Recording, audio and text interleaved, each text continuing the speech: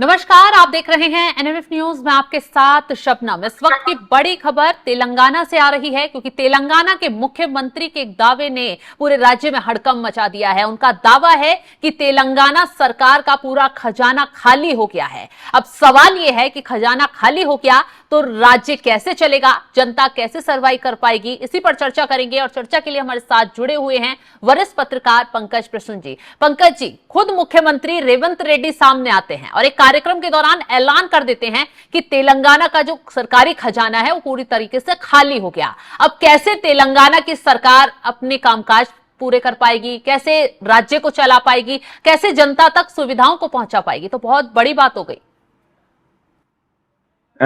ऐलान किया है, दावा नहीं किया है। इन्होंने डिक्लेयर कर दिया है। और इन्होंने सिर्फ इतना ही नहीं कहा है। पहली बात इन्होंने कही कि राज्य का खजाना पूरी तरह खाली है। दूसरी बात इन्होंने कही कि 7.5 लाख करोड़ का कर्ज है तेलंगाना पे। 7.5 लाख करोड़ का कर्ज है, वो हम कैसे चुकाएंगे हमें नहीं पता। और तीसरी बात इन्होंने कही कि सरकार के पास जमीन नहीं बची। इन्होंने कहा कि अगर हम सीलिंग एक्ट लगाते भी है ना तो कुछ जमीन नहीं मिलने वाली। मतलब कुल मिलाकर अपने मुंह से कह रहे हैं कि हम बर्बाद हो गए। और सिर्फ तेलंगाना नहीं, कांग्रेस की कहां कहां सरकार है देश में, आप बताइए। कर्नाटक में, हिमाचल में। कर्नाटक सरकार ने भी कहा है कि हम बर्बाद हो गए हैं, हमारा खजाना खाली है।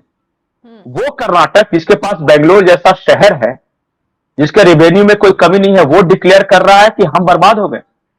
तो आखिर हमारे पास खर्च करने की योजनाएं हिमाचल। अभी मैं और आगे आ रहा हूं, हिमाचल प्रदेश तख्खू ने कह दिया है कि हमारे पास अब मुफ्त में की योजनाओं के लिए खर्च करने को पैसे नहीं है। लेकिन हम पर ऊपर से प्रेशर है राहुल गांधी का वगैरह की, आप मुफ्त में बांटते रहो। एक कोई राज्य हो कांग्रेस शासित तब तो हम कहें। इसलिए मैं बार बार एक चीज बोलता हूं कि आम आदमी अठन्नी और खर्चा रुपया नहीं होना चाहिए। बड़ा बढ़िया लगता है कि 2,500 इस महिलाओं को दे देंगे तो महिलाओं को बस में यात्रा फ्री कर देंगे, तो किसानों को, किसको अच्छा नहीं लगता बताइए। अगर कौन सा ऐसा नेता बेवकूफ है जिसको ये डिक्लेयर करना अच्छा नहीं लगेगा कि मैं राज्य के सभी लोगों को इतना इतना पैसा दे दूंगा बिल्कुल फ्री ऑफ कॉस्ट। पता है, परिवार हो या राज्य चलाने वाला मुखिया, सबसे ज्यादा गालियां किसको पड़ती है? जो कमाता है। एक बच्चा अपने बाप को सोचता है कि मेरा बाप बहुत खुसड़ है, कंजूस है, क्योंकि मुझे चाट पकौड़ी खाने के लिए रोज पैसे नहीं देता। और उसी तरह राज्य के लोग सोचते हैं कि वो मुख्यमंत्री अच्छा नहीं है जो मुझे फ्री में नहीं दे रहा। जबकि मुख्यमंत्री को एक पिता की तरह होना चाहिए कि घर का कैसे बजट चलेगा, कैसे कितनी आमदनी है, कितना खर्चा, उसके अनुसार हम करेंगे। बहुत सारे लोग ये कह सकते हैं कि मोदी सरकार भी तो 80 करोड़ लोगों को फ्री अनाज दे रही है। लेकिन जरा सोचिए कि मोदी सरकार इनकम भी तो कमा रही है। आप लाख गाली दीजिए लेकिन टोल टैक्स भी तो आपसे वसूल रही है। तो कमाई है इसलिए खर्चा है। तो वहां और आप कमाई का ध्यान नहीं दो, तो वहां पर भी जनता भरती है ना। नहीं, जनता एक टैक्स भरना, जनता के जो टैक्स भरता है वो तो कुछ प्लान्ड एक्सपेंडिचर होते हैं, जैसे कि सरकारी कर्मचारियों की सैलरी, ये प्लान्ड एक्सपेंडिचर है, उसी में आपका सारा चला जा रहा है। डीके शिव कुमार ने मीडिया के सामने ये कहा कि ये जो मुफ्त वाली योजनाएं हैं ना, महिलाओं को मुफ्त में बस सवारी, तो मुफ्त में इसको देना, मुफ्त में उसके चलते कर्नाटक का बजट गड़बड़ा रहा है। चुनाव जीतने के लिए तो कोई भी कह देगा, और यहां की जनता भी वही है। एक बार जान जाइए, कोई भी मुख्यमंत्री, कोई भी अगर आपको फ्री में दे रहा है तो क्या वो अपने घर से दे रहा है? अगर केजरीवाल या मोदी या कर्नाटक की सरकार या तेलंगाना सरकार अगर आपको दे रही है तो क्या रेवंत रेड्डी अपना खेत बेच के दे रहे हैं आपको? बिल्कुल नहीं, हमारा ही पैसा होता है वो। क्या केजरीवाल अपने पुश्तैनी जमीन बेच के आपको दे रहा है फ्री में बिजली और पानी? वो कहीं ना कहीं से तो निकालेगा ना, इस जगह से खर्चा करके इस जगह पे आपको डालेगा। जरा सोचिए कि वो कहां से वो पैसे निकाल रहा है। उस पैसे से सड़कें बन सकती थी, उस पैसे से फैक्ट्रियां बन सकती थी, लेकिन आपने वो फैक्ट्रियां जिसमें रोजगार मिलता, वो सड़कें जिससे कम्युनिकेशन होता, वो नहीं सोचा। आपको तो बड़ा बढ़िया लग रहा है कि 2500 रुपया हेमंत सरकार फ्री में सभी महिलाओं को दे रही है। अरे फ्री में कहां से दे रही है? हेमंत सोरेन अपना जमीन बेच के दे रहा है। लेकिन ये पढ़े लिखे लोग समझे तब ना। पंकज जी कि पिछली सरकारों ने महंगी योजनाएं लागू कर दी, उसकी वजह से घाटा हुआ है, हम तो उसका ब्याज और उसका वो भरते भरते हम घाटे में चले गए। देखिए आज तक दुनिया में जहां भी कांग्रेस की सरकार आई है, एक उदाहरण आप ऐसा नहीं बता सकते जिसमें उन्होंने पिछली सरकारों को दोष नहीं दिया है। बताइए, क्या सक्कू नहीं कर रहे हैं कि पिछली सरकारों से हमें कर्ज मिला है? क्या ये सिद्धारमैया नहीं कर रहे हैं? अब तो यही बात है। अच्छा, ऐसा क्या है कि जो गैर कांग्रेसी सरकार रहती है वो आपको कर्ज देके जाती है, और कांग्रेस की सरकार जहां जाती है, जहां से हारती है, वो खजाना भर के जाती है? जाके पूछिए राजस्थान में क्या स्थिति थी। Free free free free.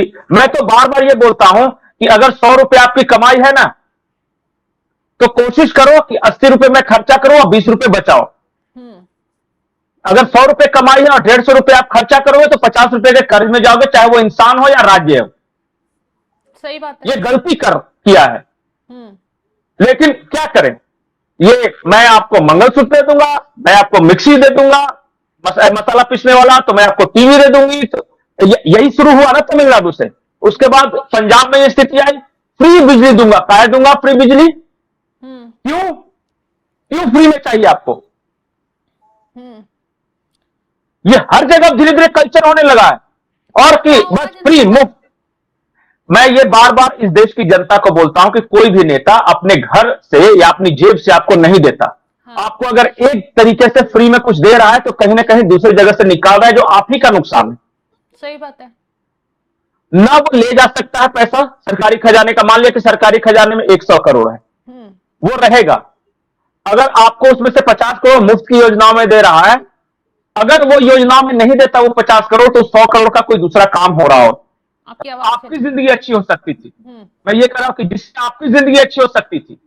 इसलिए जब भी कोई सरकार आपको मुफ्त का लालच दे कि मैं आपको फ्री में कुछ दे दूंगा, तो संभल जाइए, क्योंकि हो सकता है कि वो राज्य बाद में दिवालिया खुद को घोषित कर ले और तरह तरह के टैक्सेस इनडायरेक्टली आपसे वसूलने लगे कि चलिए मैं आपको ये फ्री दे रहा हूं तो दूसरे तरीके से आपसे निकाल लूंगा।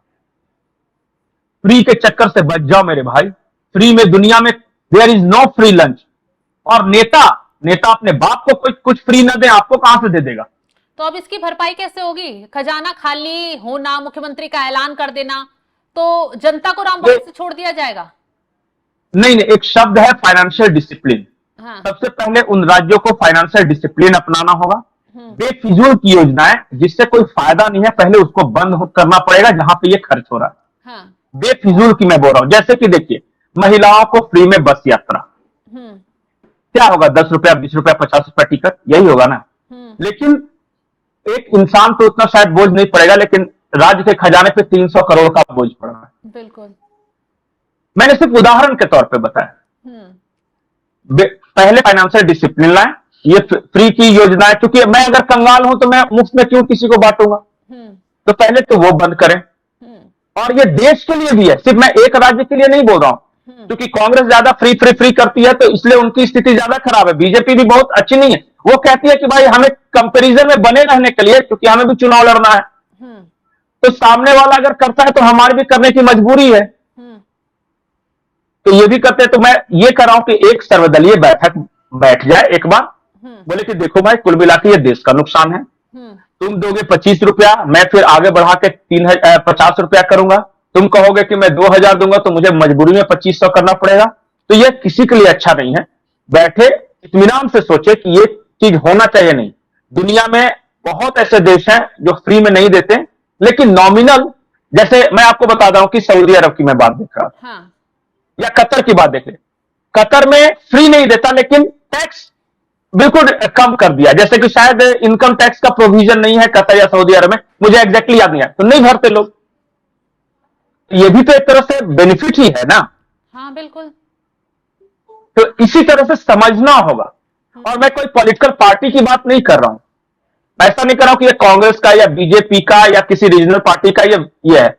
सब बैठ के ये करे कि हम ऐसा कुछ नहीं। हाँ, जिसको जरूरत है, अब जिस बेचारे के पास खाने को नहीं है, उसको अगर अनाज बांटते हैं तो अच्छा लगता है। लेकिन इस देश में अगर कहेंगे कि 80 करोड़ लोग भूखे हैं, यार ऐसा नहीं है। बहुत सारे ऐसे हैं जो धन्ना सेठ है, महल बना लिया है और अनाज ले रहा है फ्री में। ये अच्छा है क्या? बताइए। बिल्कुल नहीं। एक कम से कम कैप लगा दे कि इतना इनकम से कम वाले को ही हम फ्री अनाज दें। ये तो कर सकता है ना, इसमें क्या बुराई है? बिल्कुल। खैर अब तो इस तरह तेलंगाना से की सरकार समझना होगा हमें। ये देखने वाली बात होगी। फिलहाल जो जानकारी पंकज जी आपने दी है, आपका बहुत बहुत शुक्रिया। तो तेलंगाना के मुख्यमंत्री ने ऐलान कर दिया है कि उनकी राज्य का जो सरकारी खजाना है वो पूरी तरीके से खाली हो चुका है, लेकिन अब सरकार इसका क्या हल निकालेगी, कैसे जनता की जो योजनाएं हैं, जनता को जो कांग्रेस ने रेवड़ियां बांटी हैं उसको मैनेज कर पाएगी, ये देखने वाली बात होगी। फिलहाल तो इस मामले पर अब रेवंत रेड्डी घिरते हुए नजर आ रहे हैं, क्योंकि जनता जिस तरीके से वो ऐलान कर जनता को राम भरोसे छोड़ने की कोशिश कर रहे हैं, उसका हर्जाना तो उन्हें भरना पड़ जाएगा। फिलहाल इस खबर को लेकर आप क्या राय रखते हैं कमेंट बॉक्स में जरूर बताइएगा, और तमाम बड़ी खबरों की अपडेट के लिए आप हमारे साथ जुड़े रहें। नमस्कार।